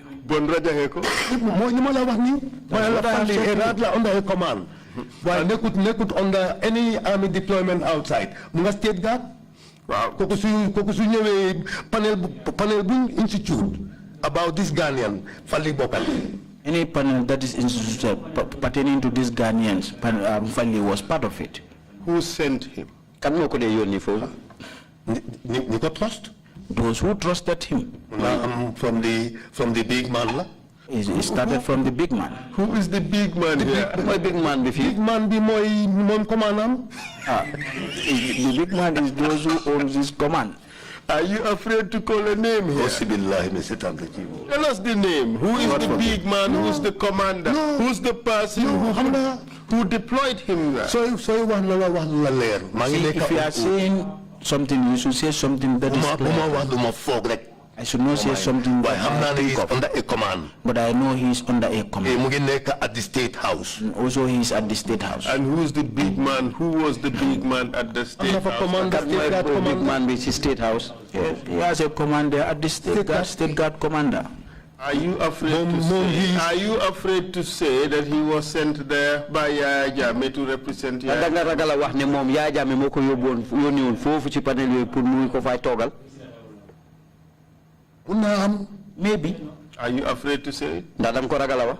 Mané munna am waye xaw mané Yaya Jammeh moko yoni. Maybe, but I'm not aware. Ma xamone ya moko fa yoni. I would have said that if I knew, I would have said that he is sent by Yaya Jammeh. But you have to. Under a commander who responsible military intelligence. But I am fully aware that he is under a command who is responsible for the military intelligence. We have received evidence on that, and the suggestion was that he was sent there by State House, by the president, to be his ears and eyes. Am nañ bataaxel bu mel noonu loo xam ne ni wane na tax ne day moom ñu ko yónni woon foofu di président bi ci boppam pour mu nekk fa bëtam nekk fa noppam. From all you know, is that conclusion reasonable? Ak lépp li nga xam daal ndax loolu méngoo naat moom. Is that conclusion reasonable? Am nga lu leer yang man. Ndax loolu dal na.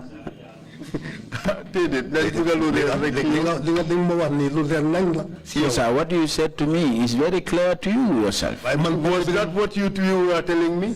Panel bi man dem suma office te gis naa ne panel bi seen tuwaay yëpp suma office yëpp Fally Jabang mu ngi bokk. The panel has been coming to my office, even plus my twice and those second one yëpp mu ngi bokk.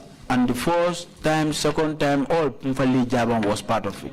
Those, well, advice that you received or directions that you received, indirectly, what were they telling you to do? Dénku yooyu nga xam ne ni jotoon nga ko ci beneen fànn noo ko gisee. ci ban fànn lan lañ la doon jéem a wax. lan lañ la doon jéem a wax.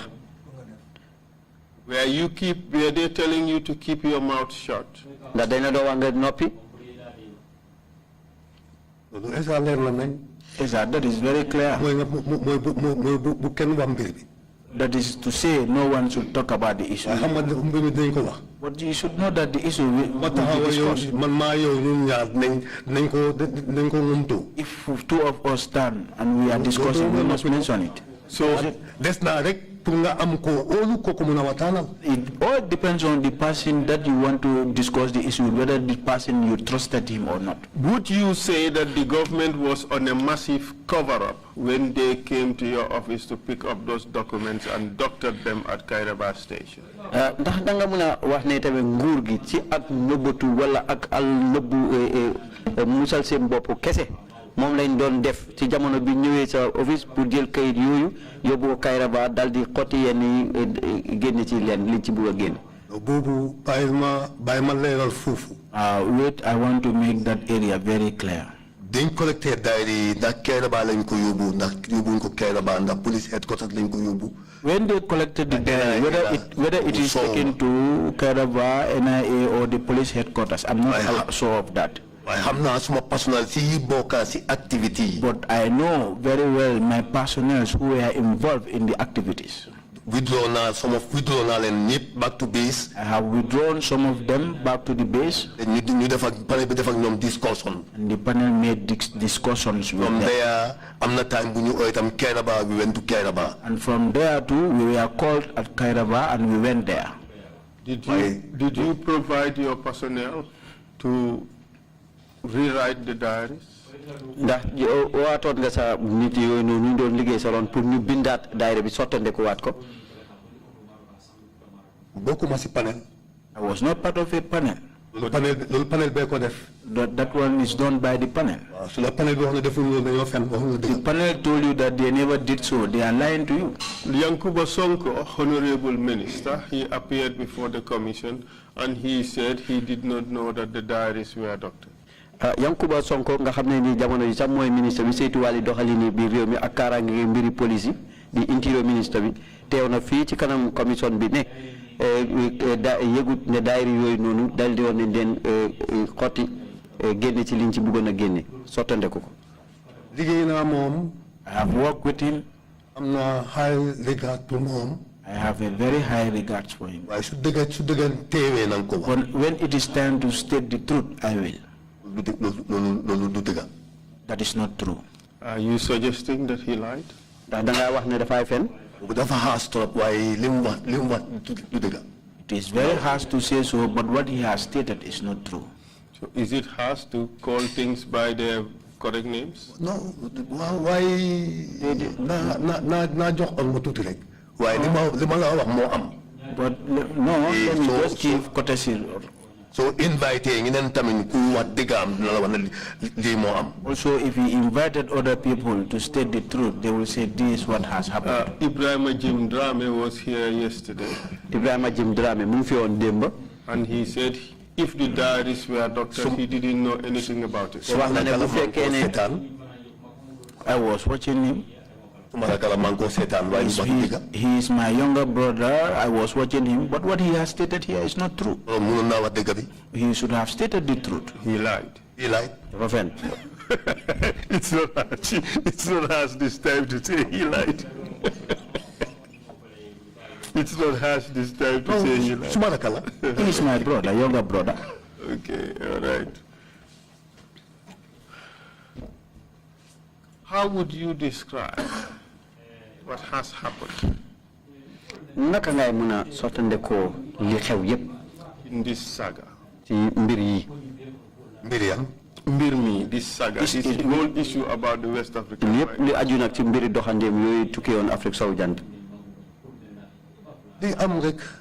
What happened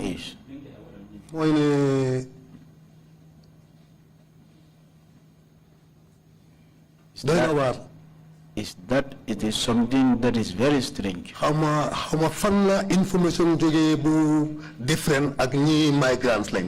I don't know where the information came from that make the difference that these people were migrants. I don't know who were those advisors who gave this advice. But I know very well that the day of judgment, they will have a very big issue on that day. We have heard that at the Marine unit, some people were saying that these were mercenaries. Dégg nañ ne am na ñoo xam ne ñu ngi doon wax ne ci marine unit bi ne ñii ay mercenaires lañ di ay ndaw yoo xam ne dañ leen ebal fay leen pour ñu xeex réew. boobu xanaa mu nekk ñu ngi ko doon discussé sa biir office o feneen fu ma nekkut man. Maybe they were discussing it in a particular office or an area there where I was not present. maa ngi yóbbu woon PIU truck laa yóbbu woon. For me personally, I drive a PIU truck. I climb up of the truck, upstairs of the truck to see inside the truck. So how many marine unit is not a white place. If you knew the marine unit very well, you will know that it is not a wider place. Even when you are outside, you will see. So when the DIG came out, to discuss with him, that was the time I alighted from the vehicle. At the marine unit, they are mercenaries. But at the marine unit, I have never heard that these people were mercenaries. I don't know exactly where that advice is sorted from, but it is something very strange.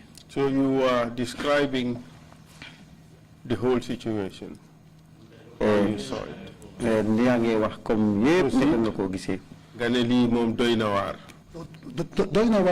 it is very puzzling. Yes, it is very puzzling, as you have stated. There is no need for us to say it long. Where are they? Unless the one who escaped and sat here to give his testimony. Where are the others? Where have you had their trace? Where were they located? What do you believe happened?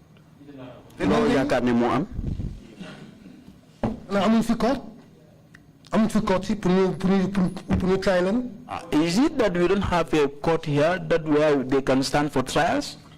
How can they just come and just kill them like that? Last two questions. When you and your people were being threatened at the PIU, including by Fal Ijamang, who else was present? Jamono bingen don tiku yow yak say nit ñi bokk sax nak di Fal Ijamang ak kana fa téwon. Fali was there with the panel. But the panel is not some object. Who is this panel? Tell us names. A piece of advice. Why piece of advice? And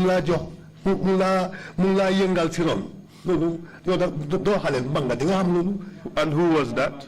IG Mungfa. IG who? Present Minister of Interior.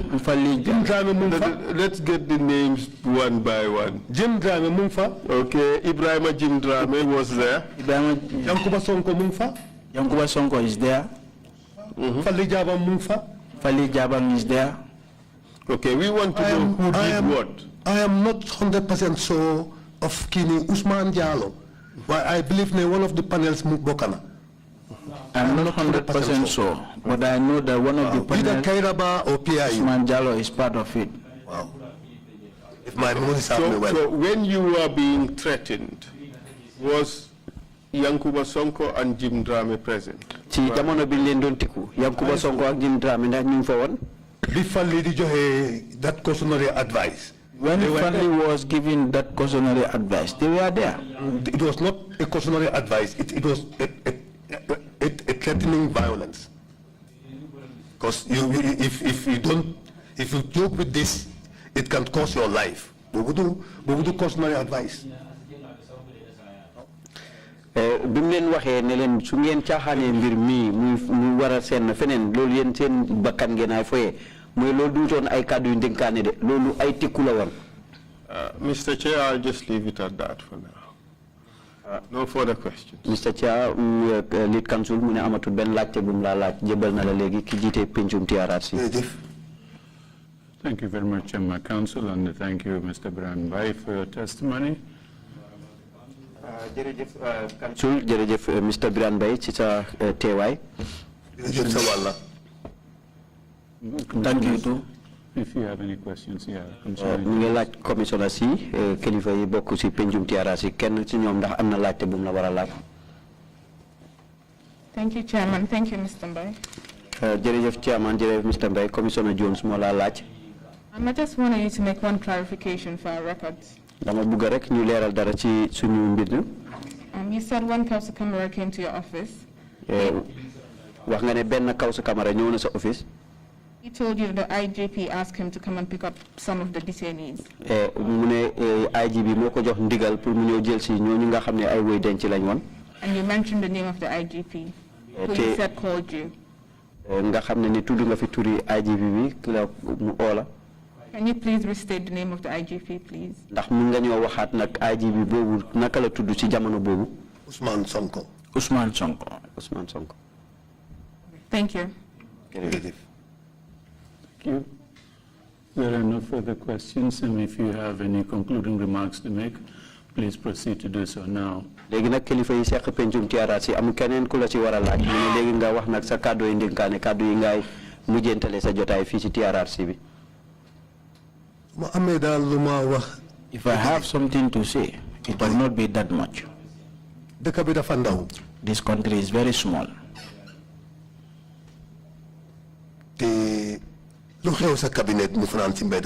And whatever has happened to your parlor, it will slip outside the street. So it's better we have to be careful. We have to be careful. And there are certain things that has been happening here we should be very careful with. That is to say the tribal land. It has no space here. I want you people to forgive me. Thank you. Thank you very much indeed, Mr. Mbai, and again, thanks for coming to testify. Mr. Chair, just a moment before we wrap it. There is an important issue we need to clear here. Mr. Mbai, Chairman, lead council, I'm solo luñ fi bëgg leeral rek bala ñuy tëj jotaay bi. And with your indulgence, perhaps I should just ask the witness to clarify that particular point. Please proceed. Thank you. Mr. Mbai. Mr. Mbai. At that time, who was IGP? Was it Esa Baji or Yankuba Sonko? Or Usman Sonko? Kan mo nekk njiiti police when this panel was sitting. Who actually called you? Was it Esa Baji or was it Usman Sonko? Esa Baji la wala Usman Sonko? Forget about the position. Suma mind suma serve well. If my memory can serve me very well. Feka the panels beyond form panels feka Usman Sonko nekatut IG. When the panel was about to be formed, by then Usman Sonko was no longer the IG. No, beyond form panels feka Usman Sonko nekatut IGP. When they were forming the panel, by then Usman Sonko was not the IGP. The migrants they knew at beyond the cover body feka Usman Sonko was the IGP. But when the migrants were coming and when their bodies were being recovered, Usman Sonko was the IG. Who was the person who called you on the phone and instructed you to give the migrants to this was Usman Sonko. Okay, at that time he was IGP. He was the IGP. Thank you very much. We will end our proceedings here for today and resume tomorrow at 10 o'clock sharp.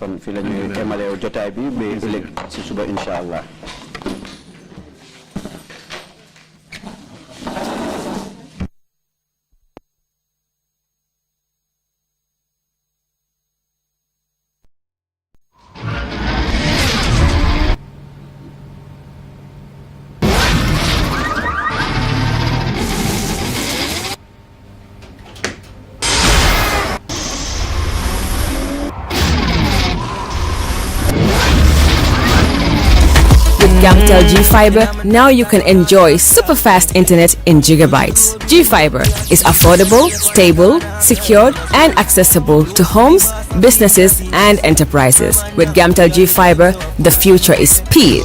Gamtel, creating a brighter future in communication. That's how she became mine and see the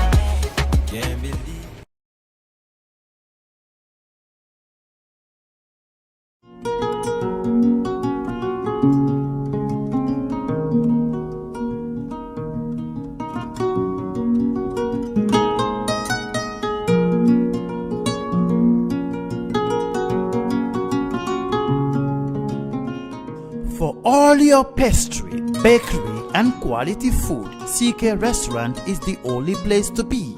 We do catering for birthdays, weddings, and all related services. We have all kinds of local foods, American, European, and even beyond.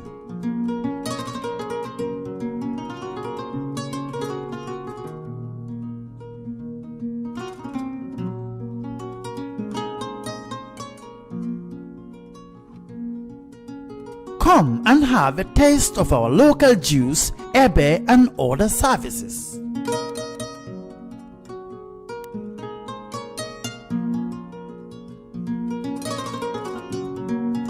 At CK Restaurant, customer satisfaction is our priority.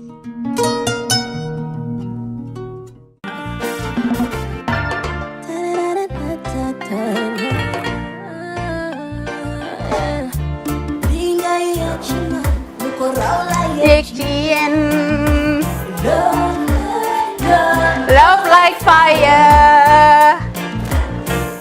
Wow.